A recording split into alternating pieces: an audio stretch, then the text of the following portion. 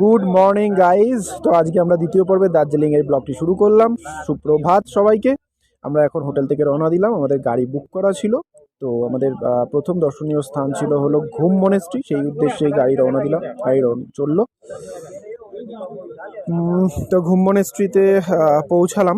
পৌঁছে খুব কাছেই, মানে বুঝতেই পারলাম না যে গাড়ি কখন চলে এলো হোটেল থেকে ঘুম মনেস্ট্রি পর্যন্ত। ডিস্টেন্স খুব একটা নয়।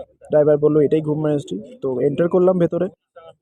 এন্ট্রি নিয়ে দেখলাম যে খুবই সুন্দর একটা ধার্মিক স্থান, যেখানটায় লাফিং বুদ্ধার একটা বড় মূর্তিকে কেন্দ্র করে, মানে যেটা মেন আকর্ষণ এখানটায়, এই হলো সেই মূর্তি লাফিং বুদ্ধার।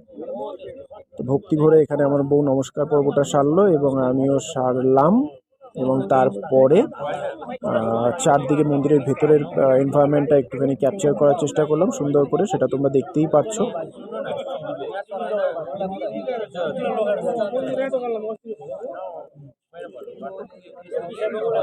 আর তারপরে এখানটায় কিছুক্ষণ চললো ফটোশুটের পরে এখান থেকে বিভিন্ন জিনিস বিক্রি হচ্ছিল, সেগুলোর দাম করলাম।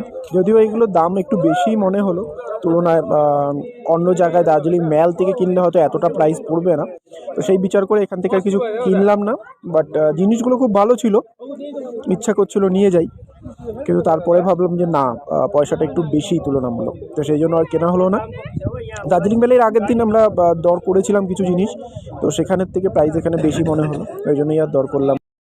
খুব শিগগিরই আমাদের নেক্সট ভিডিওটা আসতে চলেছে, দার্জিলিং পর্বের নাম্বার 3। তো ভিডিওটা ভালো লাগলে কিন্তু like, comment, share and please comment.